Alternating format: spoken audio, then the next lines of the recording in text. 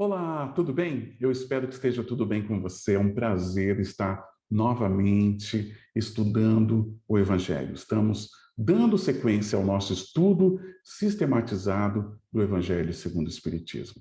Esse momento que serve de reflexão, com tantos ensinamentos que nosso governador deixou, e a espiritualidade comentando, abrindo, simplificando esse conteúdo que foi deixado através dos evangelhos que nós temos. Então, esse momento é muito importante, porque é um momento que a gente começa a ver os evangelhos numa ótica que permite com que cada um aplique no seu dia a dia, na sua tomada de decisão, nos seus desafios. Então, esse estudo é um estudo que contribui muito para a nossa vida, para a nossa jornada, fazendo com que a gente cada vez mais seja um espírito melhor, um homem de bem, né? Então, é um momento muito bom para toda a família estar reunida.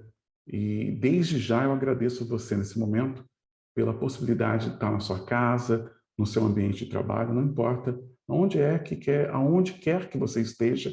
Muito obrigado por permitir com que a gente chegue pertinho de você para comentar esse estudo maravilhoso que é o nosso Evangelho segundo o Espiritismo. Gente, eu vou compartilhar nesse momento a tela para a gente poder acompanhar o texto,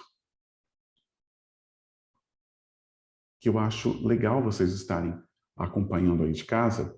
Eu espero que você esteja vendo nesse momento o texto.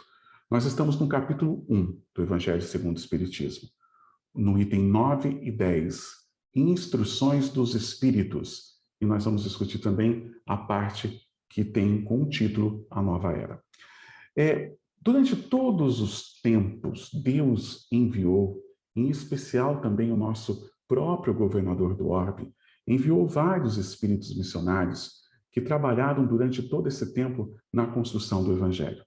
E isso é muito interessante, porque às vezes a gente esquece que algum povo foi assim desprivilegiado, que não teve, né, a atuação da espiritualidade. Pelo contrário, durante todo esse tempo que o mundo começou um processo de consciência, um processo de sabedoria, todos nós tivemos de tempo em tempo grandes espíritos que passaram por aqui para trazer as instruções, conhecimento, para trazer um pouco de moral, de sabedoria e de amor aos homens, né? A humanidade. Mas é lógico que isso respeitava o quê? O período em que cada um estava vivendo e também a consciência já adquirida por aquele povo. Quando a gente pensa nisso, desde os primórdios, desde o início das primeiras civilizações, nós tivemos ao longo da nossa história vários povos que receberam vários profetas, até mesmo antes de Moisés. Abraão, Isaac, Jacó, Jeremias e outros que vieram tentar aproximar um Deus desses povos, tentar mostrar que existe algo além da matéria. E Moisés não foi diferente. Moisés, embora ainda herdando um pouco do Código Hammurabi, das leis do olho por olho e dente por dente, mesmo assim ele vai e tenta lapidar um pouco melhor para transformar o processo de entendimento. E daí nós temos, né, as instruções dos espíritos, né? Quando nós discutimos esse capítulo, nós discutimos um capítulo especial, que é Eu não vim destruir a lei. Porque muitas vezes nós pensamos, nossa, mas Cristo, ele veio desconstruir tudo que foi falado antes. Pelo contrário, ele veio lapidar e respeitando o tempo que cada homem, que cada ser viveu aqui na Terra. O item 9 que nós vamos trabalhar, é o item 10, e eu começo já com o item 9, ele diz: Deus é o único e Moisés é o Espírito que ele enviou em missão para torná-lo conhecido, não só dos hebreus, como também dos povos. O povo hebreu foi o instrumento que se serviu Deus para revelar por Moisés e pelos profetas, e as vicissitudes por que passou esse povo destinavam-se a chamar a atenção e a fazer cair o véu que ocultava aos homens a divindade. Os mandamentos de Deus, dados por intermédio de Moisés, contêm o germe da mais ampla moral cristã. Os comentários da Bíblia, porém, restringiam-se, ou melhor, restringiam-lhe o sentido, porque, praticada em toda a sua pureza, não a teriam, então, compreendido. Mas nem por isso os 10 mandamentos de Deus deixavam de ser como uma fachada de um grande edifício brilhante, qual farol destinado a clarear a estrada que a humanidade tinha de percorrer. Eu começo dizendo que uma das importâncias desse texto é mostrar que existia naquele momento um nível de entendimento. Existia naquele momento um tipo de povo que começavam a sua infância de moralidade. Ali, então, dentro desse período de Moisés, nós vivíamos a barbárie ainda. Nós vivíamos o olho por olho, dente por dente. E o povo, ele precisava do material para ter entendimento. Ele precisava de um bezerro de ouro, ele precisava do sacrifício de uma ovelha, ele precisava, às vezes, até reouvir, né? Ouvir a história novamente do sacrifício de um filho. Então, era um povo ainda voltado para aquela questão do ritual. Mas ali tinha, sim, as sementes sendo plantadas, sendo plantadas.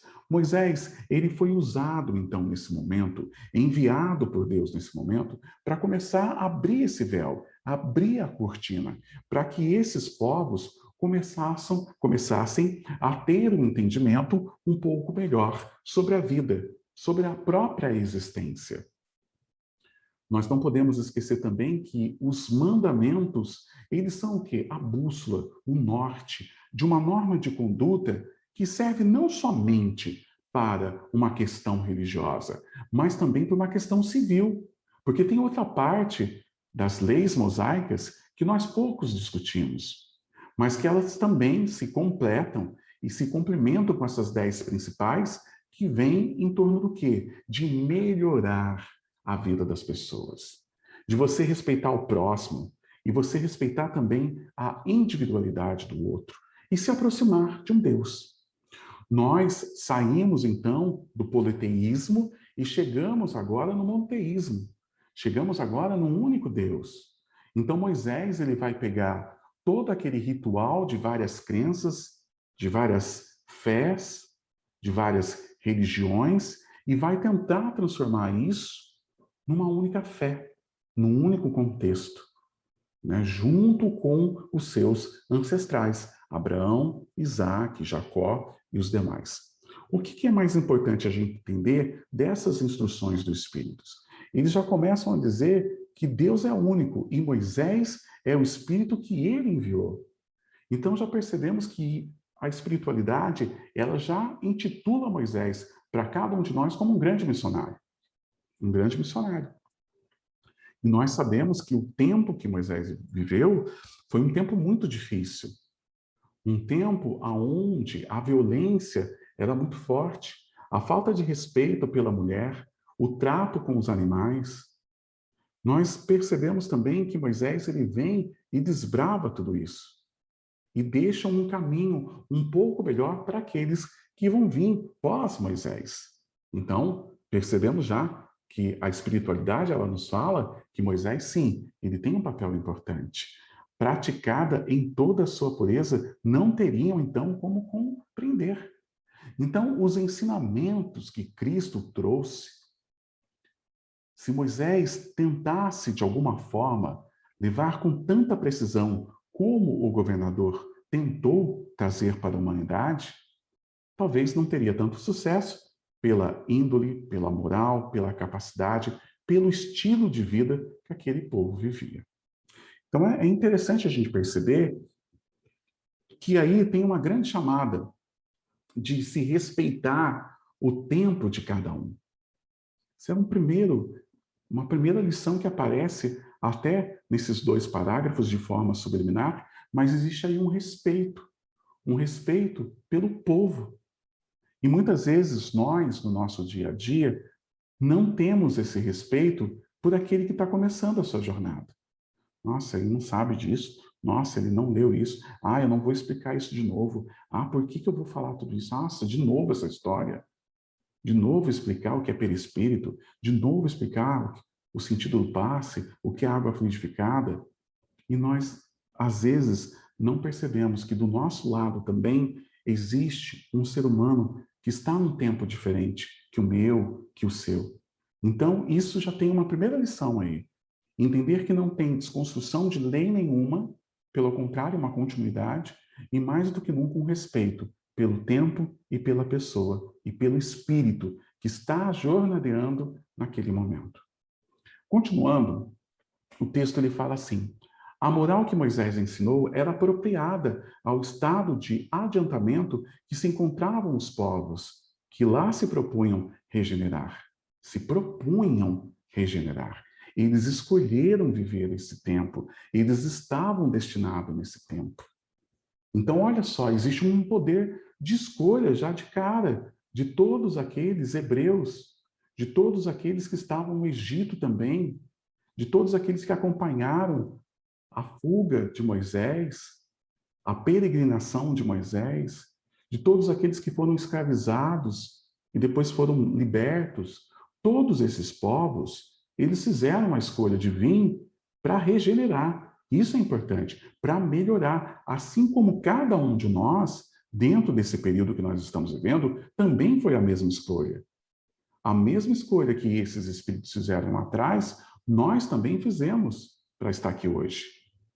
Então, é importante a gente sempre respeitar aquele que está ao nosso lado, por mais difícil, por mais tenebroso que pareça, às vezes. Ele pediu para vir, para estar tentando. E você, de repente, pode ser uma grande escada para ele subir mais um degrau. Você pode ser aí uma mão puxando na sua convivência, nos seus relacionamentos. Seres selvagens, quando ao aperfeiçoamento da alma, não teriam compreendido que se pudesse adorar a Deus de outro modo que não por meio dos holocaustos, nem que se devesse perdoar a um inimigo. Não tinham, eles não tinham esse conhecimento, eles não tinham experienciado isso ainda. Eles precisavam dos objetos. Eles precisavam ferir para se sentir vitorioso, para acalmar a raiva. Eles não sabiam o processo de, talvez, de uma grande interiorização, de uma grande meditação, de um grande perdão, né? Eles não estavam ainda muito forte na plantação do perdão. Não estavam colhendo muitos frutos em relação a isso. Notável do ponto de vista da matéria e mesmo das artes e das ciências. A inteligência deles era muito atrasada, né? Se achava em moralidade e não se houvera convertido sobre o império de uma religião inteiramente espiritual. Muito contexto material e essa espiritualidade que nós conhecemos e que nós buscamos, isso era pouco conhecida nesse momento. Então era um jardim de infância dentro do olhar da espiritualidade, mas que eles estavam começando a andar, começando a tocar nos objetos e a conhecer o mundo no sentido de um olhar de uma criança. Então, a gente percebe que, como diz o texto, notável do ponto de vista da matéria. Sim, e mesmo do das artes e das ciências. A gente pega o Egito, quantas coisas herdamos de ciência do Egito? Geografia, matemática, o sistema de plantação, por exemplo. A gente vê os diques hoje, as grandes plantações, isso é uma técnica lá do Rio Nilo. Então, a gente percebe o quanto tinha, sim, uma precisão para construir uma grande coluna de suportabilidade para um templo.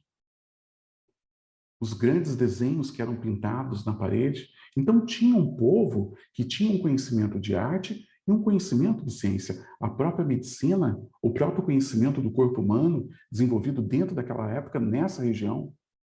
E daí a gente percebe, né, que a espiritualidade fala, olha, tinha ciência num ponto de vista material e de artes notável.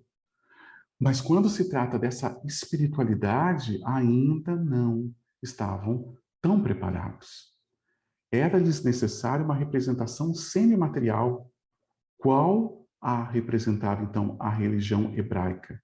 Os holocaustos, né, lhes falavam ao sentido, ao mesmo passo que a ideia de Deus lhe falava ao espírito. Então, precisa, nesse ponto, ter um equilíbrio para entender, para conseguir ver. É fato da gente perceber, fácil também, e fato, a gente perceber isso quando, né, as grandes caravelas chegaram no nosso continente. Principalmente, pegando um pouco aqui na parte da América, na nossa América Latina, aqui na parte de baixo, quando chegam, os índios não conseguem entender o que está vendo, porque ele nunca viu. Ele olhava e não conseguia, a sua consciência não conseguia distinguir aquilo que ele está vendo. Depois, com o tempo, ele vai aprender que é um navio, né? Que ali tem uma vela que leva pessoas, alimento, daí ele consegue entender o objeto. Quando ele entende o objeto, ele consegue distinguir. Quando ele consegue distinguir, tem leitura. E daí tem compreensão. Daí vem a compreensão. Vem a compreensão. Então, Moisés precisava do material, porque eles precisavam do material para ter compreensão.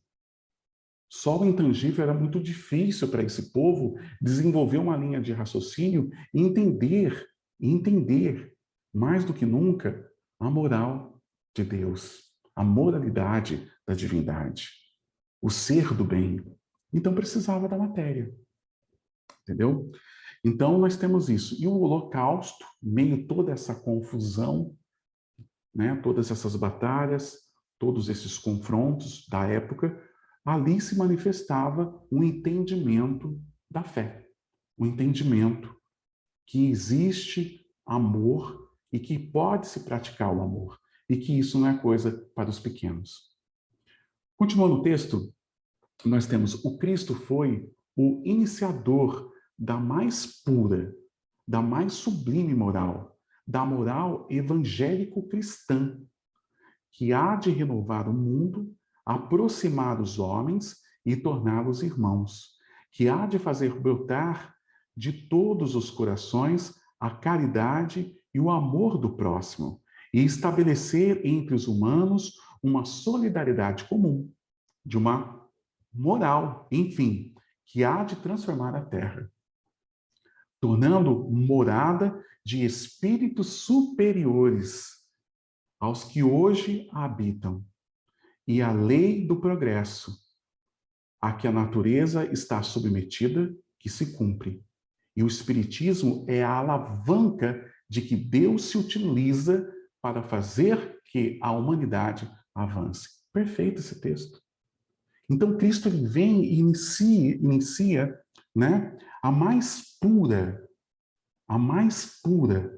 moral. Ele traz a mais pura moral para cada um de nós. Por quê?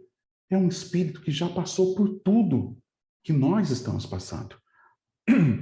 É um espírito que já viveu em outros orbes. É um espírito que ele já tem uma moral evoluída. É de alta envergadura. E ele teve a ação e a experiência junto. Então, Cristo ele teve a experienciação. Então, quando Cristo ele traz os seus ensinamentos, ele está trazendo aquilo que ele viveu. E o olhar dele para a samaritana, o olhar de Cristo para o cego de Jericó, o olhar de Cristo para o leproso, para Madalena, é um olhar de quem já passou por aquilo. É um olhar que quem já vivenciou aquela dor, já vivenciou aquela luta. Ele sabe o quanto aquele povo tem sofrido, porque ele já passou por isso. Então, é um processo do quê? De trazer a esperança. De trazer a esperança.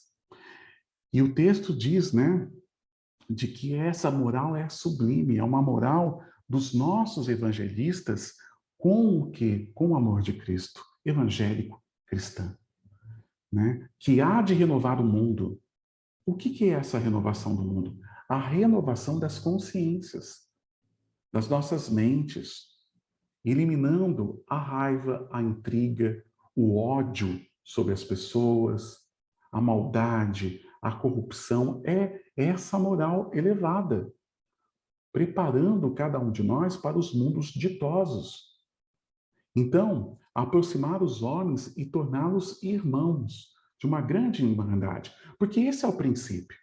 Qual que é o princípio de Deus? A unidade. Qual que é o princípio de Deus? O equilíbrio. Qual que é o princípio de Deus? A soberania sobre tudo. Então, nós percebemos que de todas as leis espirituais, nós estamos condicionados a viver a coletividade. O coletivo. O coletivo é a lei. Porque é onde tudo se separa e tudo se junta por uma mesma causa, por um mesmo objetivo. E muitas vezes não percebemos isso. Por isso que o egoísmo, ele nos afasta do quê? Do princípio divino. Porque o egoísmo é tudo que é ao contrário da proposta divina. Que é o quê? A união. A união. E esse é um dos objetivos que, quando a moral do Cristo ela foi descortinada e deixou muita confusão na cabeça dos próprios apóstolos, que muitas vezes eles faziam algumas perguntas e Cristo, quando respondia, eles demoravam até para processar e fazia outra pergunta. Por quê? Porque Cristo experienciou isso. E é interessante quando Cristo traz as parábolas. Por que ele traz as parábolas? Porque precisava da ação. O que é uma parábola? É nada mais, nada menos aquele que está sentado na pedra, ele passa um filme pela cabeça dele. E ele consegue se ver no filme. Ele consegue se ver ele consegue se ver na dona de casa. Ele consegue se ver no lavrador. Ele consegue se ver num grande operário, num soldado, num doente. Então, todas as histórias contadas pelo nosso governador através de parábola, ela tinha como objetivo elevar essa moral, trabalhar essa norma de conduta de cada um dos nossos irmãos, né? E nós também que poderíamos estar nessa época, nós somos condicionados a isso. E é muito importante que ele continua dizendo, né, uma solidariedade comum, que é o quê? Essa grande união, eu sendo solidário com um, ele sendo solidário comigo também. É a lei do progresso a que a natureza está submetida. Toda a natureza, inclusive eu e você, nós estamos submetidos à lei do progresso. Ninguém acorda de manhã com objetivo. O meu objetivo hoje é não evoluir. Eu só quero me dar mal, eu quero que minha vida fique ruim, eu não quero aprender nada de novo, eu não quero melhorar minha cabeça. Não. Todos nós acordamos de manhã e vamos para a nossa labuta com o objetivo de ser melhor. É o que Emmanuel fala, que Deus, ele colocou, ele plantou, né, nos animais o instinto, ele plantou nos animais o instinto de sobrevivência, de alimentação e procriação. Em nós, ele plantou o instinto de sobrevivência, mas, ao mesmo tempo, a busca incessante pelo progresso. Está numa das obras de Emmanuel. E é interessante isso quando a gente pensa, caminho, verdade e vida. Está lá no caminho, verdade e vida. E nós não percebemos isso. Nós não percebemos isso. Que nós temos essa positividade por natureza. Isso é bom. Você não vê ninguém querendo acordar de manhã para ser derrotado. Eu quero acordar para vencer, que é o progresso. Tornando... E por que tudo isso? Porque a espiritualidade, ela quer preparar todo esse lugar para que seja um grande celeiro dos espíritos puros, dos espíritos evoluídos, dos espíritos superiores. Nós estamos, nesse momento, construindo, nesse período de transição, nós estamos construindo um grande celeiro para que a gente consiga se regenerar, praticar melhor o amor, a caridade, entender o irmão, eliminar as guerras, esses conflitos, essas perturbações que nós estamos vivendo. Esse é o cenário atual. E esse texto, a gente percebe o quanto, né? O quanto ele não é tão presente na nossa vida até hoje. Parte escrita por volta de 1861 e até hoje ele fala dentro dos nossos corações. Ele fala dentro dos nossos corações. E o Espiritismo é essa alavanca de que Deus se utiliza para fazer que a humanidade avance. Por quê? Ela descortina. Ela coloca a imortalidade da alma na palma da nossa mão. Ela coloca na palma da nossa mão a eternidade. E fala assim, a morte não existe. Mas você tem que aproveitar o tempo agora. Porque o tempo de hoje já está acontecendo uma transformação. E você está dentro desse navio.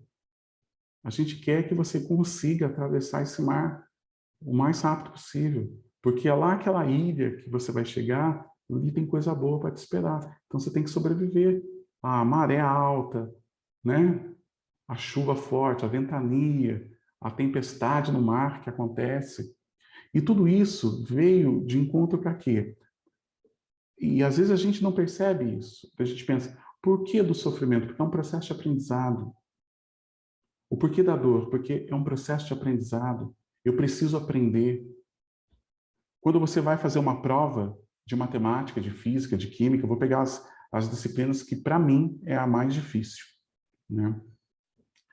Então, essas disciplinas, você tem que estudar muito.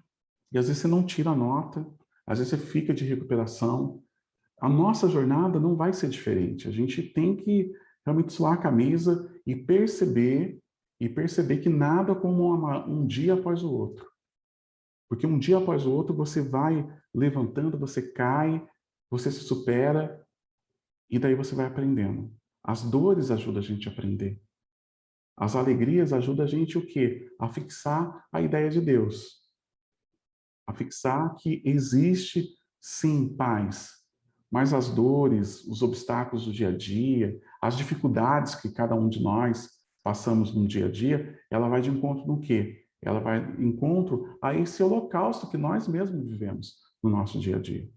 E esse holocausto, ele permite com que a gente tenha um entendimento melhor sobre a vida. A gente fala dos povos de Moisés, mas quantas coisas ainda a gente precisa para poder acreditar? Tem gente que precisa da materialização para poder acreditar. Tem gente que precisa de provas, o tempo inteiro pedindo provas para a espiritualidade, para poder continuar até dentro do próprio caminho, até buscando Deus. Até quando a gente vai precisar de prova? Para a gente poder seguir o nosso, aliás, seguir a nossa condição, que é o progresso, sempre, né? Continuando o texto, são chegados os tempos em que se hão de desenvolver as ideias para que se realizem os progressos que estão no desígnios de Deus.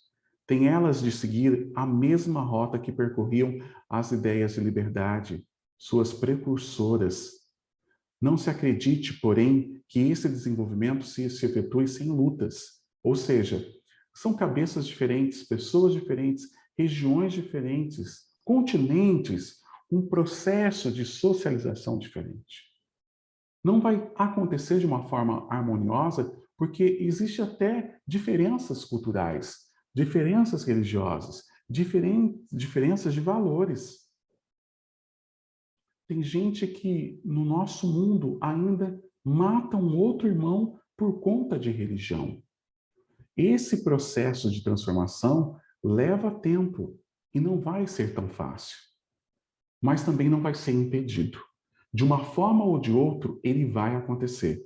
Com nossa ajuda ou sem a nossa ajuda. Com a minha ajuda ou sem a minha ajuda. Esse processo vai acontecer. E daí o texto continua dizendo, né? Não aquelas ideias precisam para atingirem a maturidade, de abalos e discussões, a fim de que atraíam, né, a atenção das massas. Uma vez isso conseguido, a beleza e a santidade da moral tocarão os espíritos que então abraçarão uma ciência que lhes dá a chave da vida futura e descerra as portas da felicidade eterna. Moisés abriu o caminho, Jesus continuou a obra e o Espiritismo a concluirá. É uma das frases mais lindas que eu acho do Evangelho, porque ela mostra essa continuidade que nós começamos a discutir desde o começo do texto. Moisés, ele vem e abre o caminho. Ele mostra que a partir de agora vai ser diferente. Jesus, ele dá uma continuidade em tudo isso.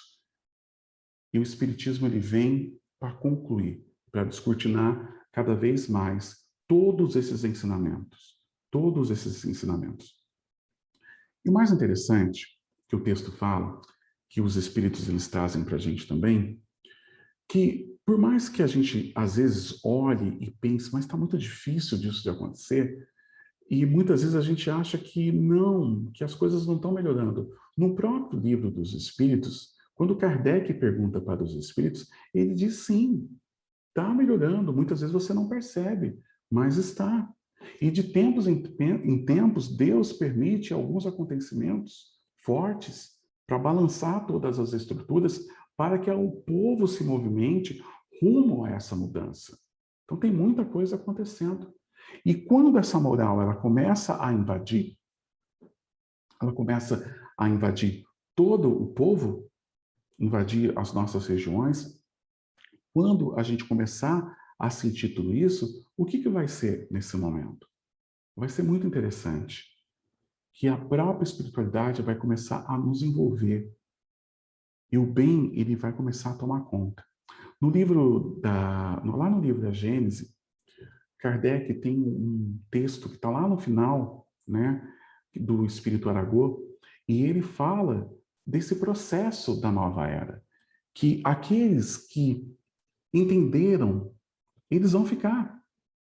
Aqueles que viverem esse evangelho, que entender esse processo de expansão de consciência, de melhoria, de amor, da moral do Cristo, como a nossa filosofia ela vem plantando, ele vai continuar para o mundo de regeneração. Aqueles que não entenderem e que insistirem ainda no mal, eles serão exilados, eles serão retirados e vão para outro orbis para tentar, ali dentro de provas e expiações, dar continuidade até chegar ao entendimento de ir para o mundo de regeneração.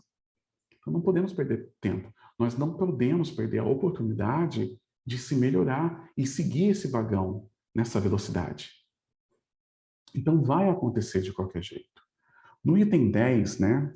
Um dia, Deus, em sua inesgotável caridade, permitiu que o homem visse a verdade varar as trevas, tirou todo mundo da sombra e clareou, mediante a nossa imagem e semelhança, a sua imagem e semelhança de Deus. Vós sois deuses.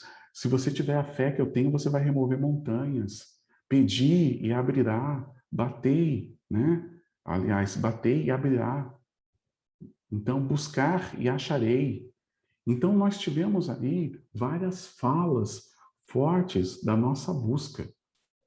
E Deus, ele dentro dessa caridade, ele permitiu que tudo isso descortinasse e a gente saiu daquela distância de Deus, daquele Deus vingativo com um chicote na mão, e chegamos perto de um Deus que perdoa, um Deus que dá a oportunidade, que nos oferece a eternidade e várias escolas, várias provas, várias tentativas, até a gente conseguir tirar uma nota boa, até a gente conseguir melhorar e seguir em frente.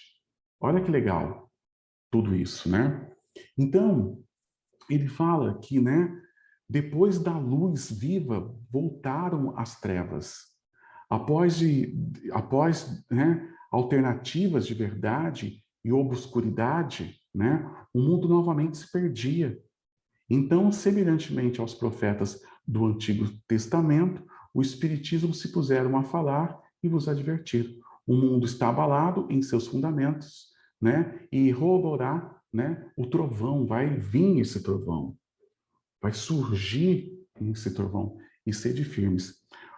O que o Evangelho está falando dentro dessa parte, né? Por mais que Cristo ele trouxe o Evangelho, ainda a gente buscava a escuridão. É só a gente pensar na Idade Média, a Idade das Trevas.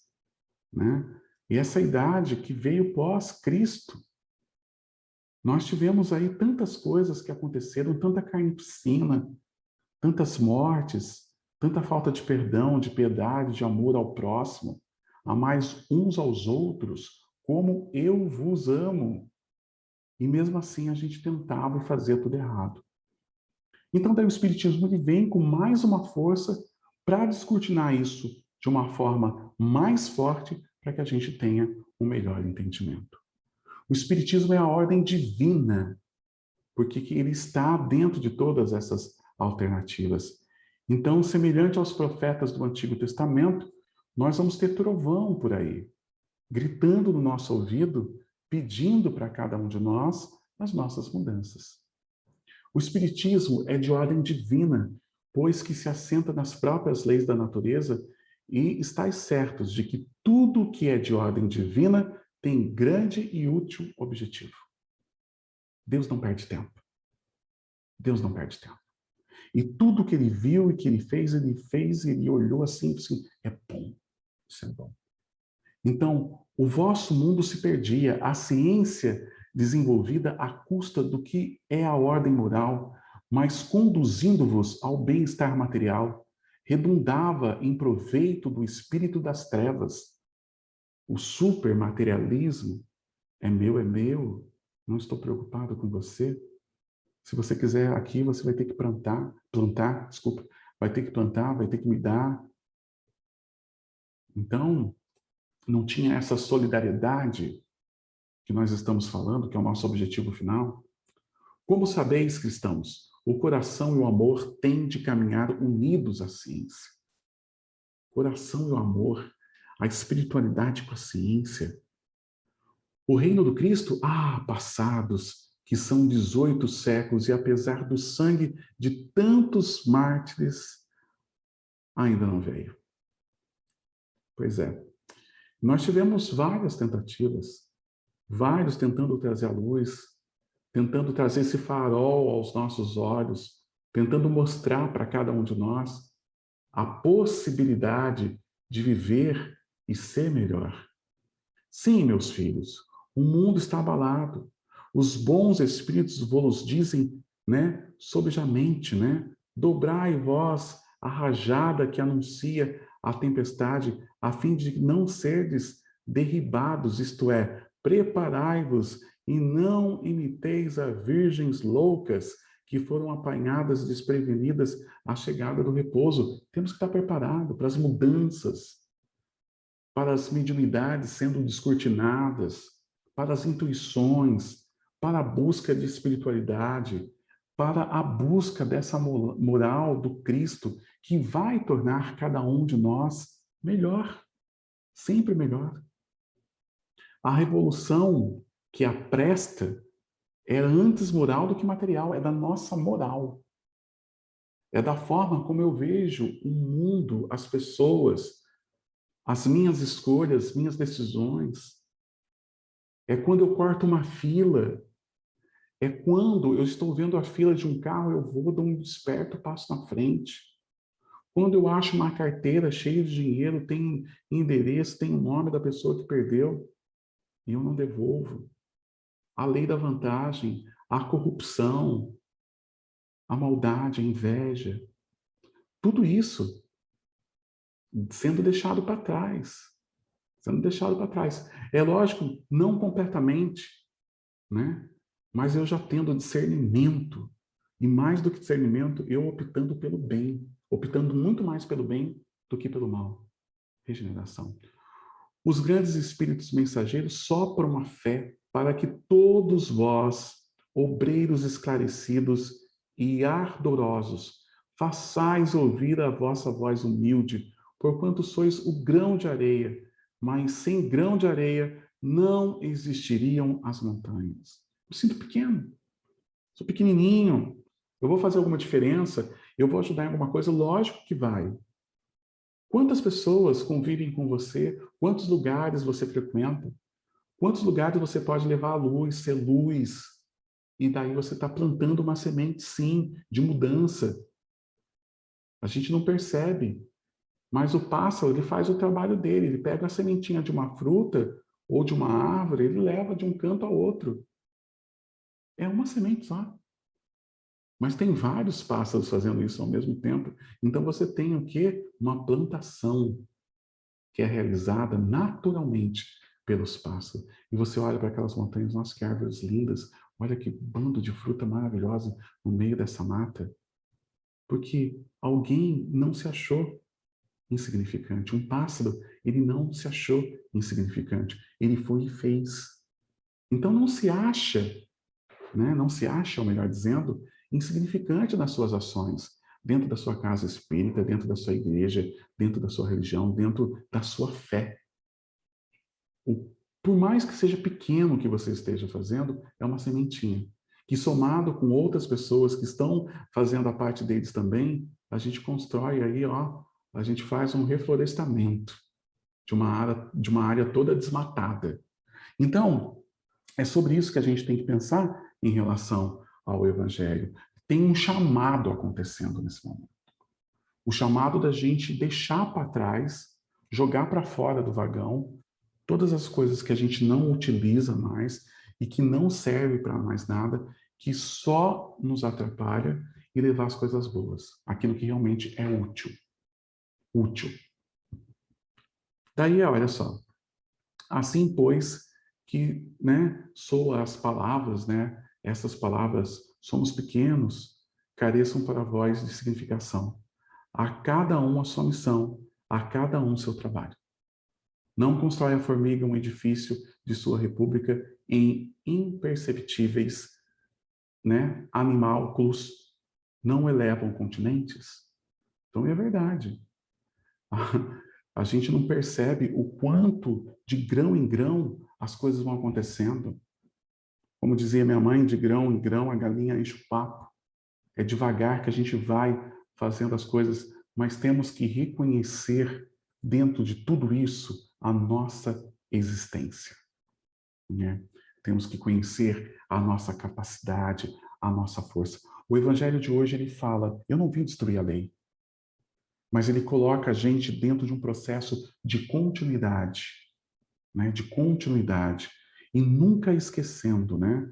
Nunca esquecendo o que o nosso governador do orbe ele fala naquele trecho que eu li aqui para vocês, que eu acho muito legal. Moisés abriu um caminho, Jesus continuou a obra, o Espiritismo a concluirá. E todos nós queremos fazer parte disso. Eu quero fazer parte dessa missão. Eu tenho certeza também que você quer. Reconhecer as nossas falhas, sim. Saber que a gente está num processo de aprendizado, que todos nós temos essa condição de aprender e de melhorar sempre. E não podemos desistir. Uma obra que se iniciou. Moisés, ele plantou uma semente. Cristo veio, plantou outra semente.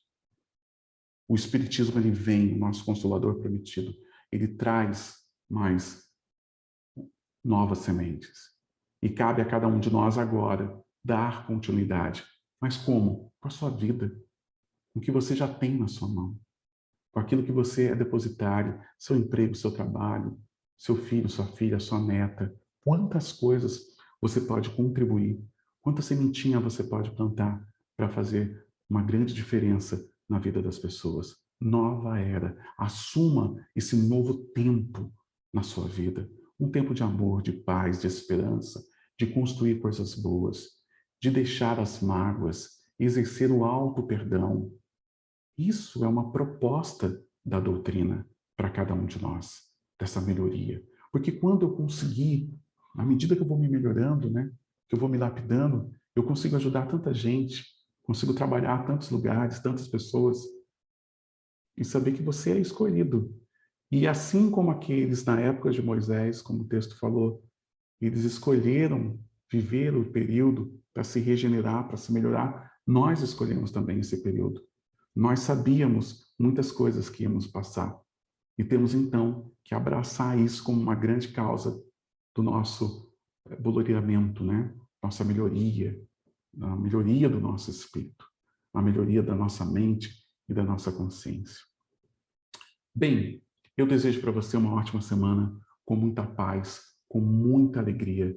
Eu espero ter contribuído com o Evangelho de hoje, para mais um ensinamento, e eu espero mais do que nunca que a gente consiga jornadear sempre no caminho da evolução dessa nova era que nos espera. Que Jesus nos abençoe hoje e sempre. Tenham todos um ótimo final de semana. Que assim seja. Graças a Deus.